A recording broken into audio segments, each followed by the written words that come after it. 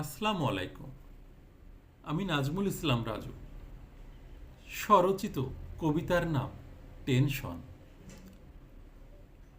ইন্তেকালের পরে রাছুল ওমর গভীর রাতে ব্যাকুল চিত্তে গেলেন ছুটে একটি দরজাতে।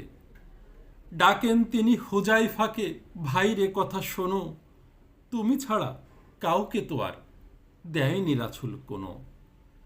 মুনাফিকের লিস্টটা তুমি জলদি আসো নিয়ে, আমি ওমর তার মাঝে কি গেলেন রাছুল দিয়ে।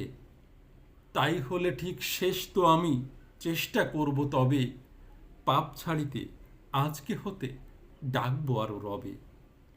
হুজাইফা তো শুনে অবাক, বলল বলেন কি যে, আপনি ধরার তিনজনের এক। ওমর কান্না ভিজে বলেন তবু দেখাও তুমি, দেখতে চাই তো আমি। হুজাইফার চুপ থাকে না, জানায় কথা দামি। জানেন তা তো আপনিও ঠিক, রাছুল গেছেন বলে, সত্য আমার উমর যাবে ফের দাউচে চলে।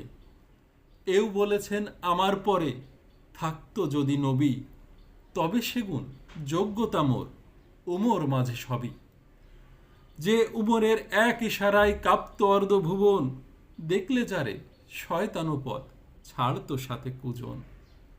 সেই ওমরের মৃত্যু পরের ভাবনা এমন হলে, আমরা কেন ভাবছি যাব রং তামাশায় চলে। ধন্যবাদ।